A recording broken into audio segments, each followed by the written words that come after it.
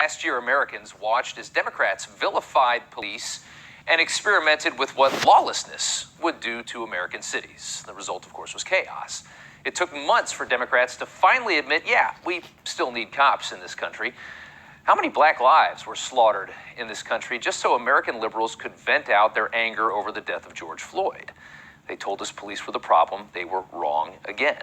It was a lesson learned, but it won't be a lesson remembered. We know that. And yet again today, we are watching liberals learn another lesson most of us with common sense long ago knew. Open borders don't work. Of course, you've been seeing the embarrassment created by fools like the president and his dunce at DHS, Alejandro Mayorkas. Over the weekend, the Biden administration was forced to use a Trump policy to launch the expulsion of Haitian immigrants flooding Del Rio, Texas. As I said, after months of idiocy, liberals finally learned the harsh lessons about how the world really works. On Friday, the Biden administration actually took steps to appeal a judge's order which halted Title 42 expulsions, deporting migrants without an opportunity to seek asylum. The Biden administration is trying to deport people without even giving them a chance to seek asylum. That's where we're at.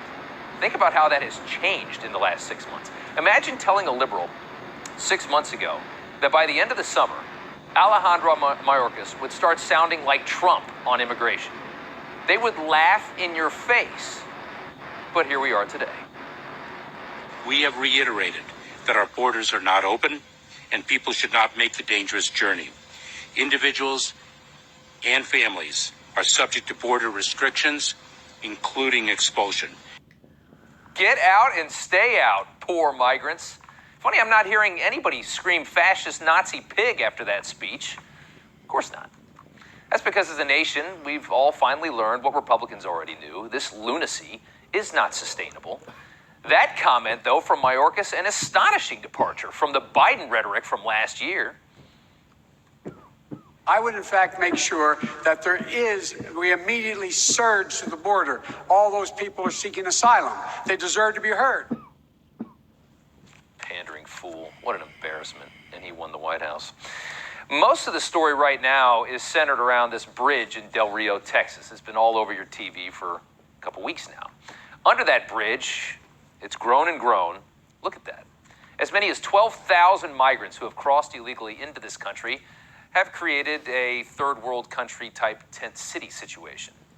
It's horrible. It's a horrible situation. Most of them, we're told, are from Haiti. Now, how on earth they got here is a bit of a mystery. It's a hell of a long walk and then a hell of a long swim.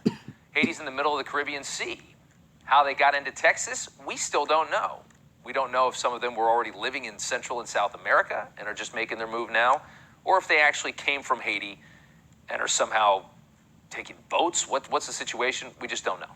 Over the weekend, 320 Haitian migrants out of the more than 12,000 camped out under this bridge were deported on expulsion flights to Port-au-Prince. It appears right now what they're telling us is only single men are being kicked out. Women and kids are allowed to stay. Don't worry, your tax money will provide everything that those women and children need. For Americans who love their country, the video right now at the border is painful. I mean, look at what's happening. A line of people crossing the Rio Grande and just waltzing into your country. Most will be allowed to stay. You know that. The government thinks you're stupid. They just keep saying that the border's closed. Does that look like a closed border? Does that look like a closed border? Does anybody think that that's a closed border? And yet they just keep saying it. That's closed? What's open? And while the federal government claims they will carry out 6 more deportation flights a day for the next 3 weeks, yeah, right, Haitian officials are refusing now to take back their own people, pleading with the U.S. to stop deportations because they can't handle resettling thousands of their own people. We're such a racist country. Haiti won't even take their own people back. The Biden administration has deployed more Border Patrol agents on horseback now to round up several hundred Haitian immigrants who are crossing this river and just coming in. I mean, there's this huge crowd. They just cross and walk right in. They're trying to coerce them back, and they use these guys on the horseback, the Texas guys with the hats on. And a funny moment today, as photos like this one have duped a lot of people on the left into a feeling of false rage. Twitter went nuts over pictures claiming that border agents are whipping illegal immigrants. No, it's just the problem is the blue check marks in D.C. have never actually ridden a horse before. They don't know what the reins are. Those aren't whips. That's just what you use to control the horse. If you've ever been on a horse, you get the little thing and you get it in your hand, and that's how it works. Does anybody actually think that any administration would give whips to people and start whipping people at the southern border in full view of the media and all these cameras? And of course, Pelosi, everybody speaks out about it because they're all idiots and they took the bait. It is funny, though, that this is what it takes to get liberals to actually care about the border. You put 12,000 people under a bridge in 100-degree heat, nobody cares. The moment somebody has a whip, everybody goes nuts. Welcome to America. In 2021 so far, border officials have stopped more than 1.5 million illegal immigrants. 1.5 million year to date. Look at the number in 2020, 458,000. I mean, look at that number. Even 2019 was a pretty bad year. We're still 600,000 ahead of that. This is what happens when you welcome illegal immigration. This is what happens when your presidential candidate that wins the election says in a debate, hey, surge the border. Surge it. Get everybody you can. Surge the border. Just come here. I don't care who you are. Even Jay Johnson, who was DHS secretary under Obama, said this over the weekend on CNN. Those kinds of numbers and the images you just showed your audience saps the ability, it overwhelms the ability of DHS, the Border Patrol, ICE, to cope with the incoming. It saps the communities on the border. It saps Catholic charities. That's DHS under Obama.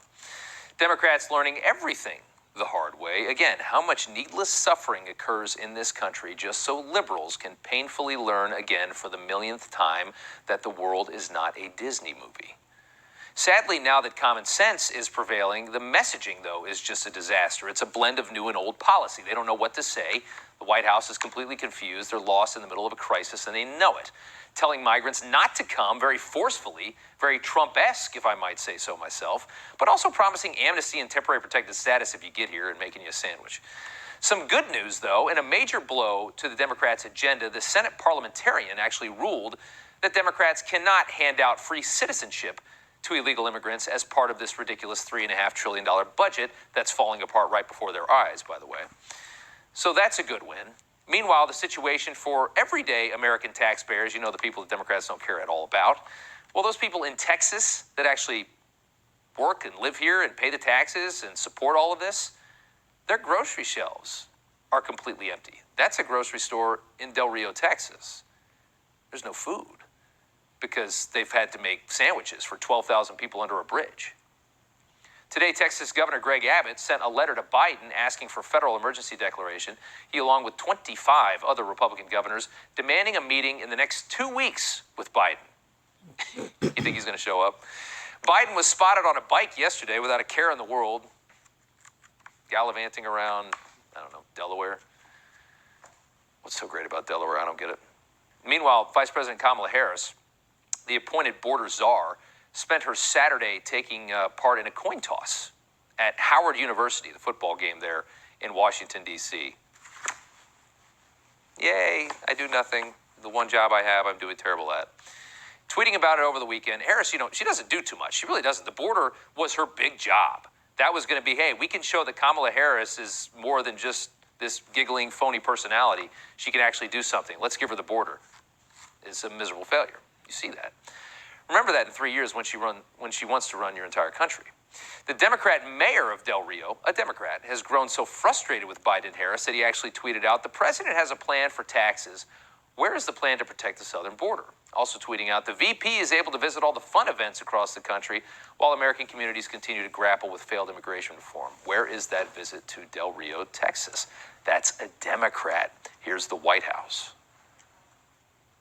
She has been addressing the root causes of migration by working with countries in the region to ensure they have the assistance they need to reduce the number of people who are coming and trying to make those journeys across the border. We've actually seen some reductions in some of those numbers. I'd love to see all this work she's doing on the root causes, by the way. Like, how engaged is Kamala Harris in solving this big problem we have?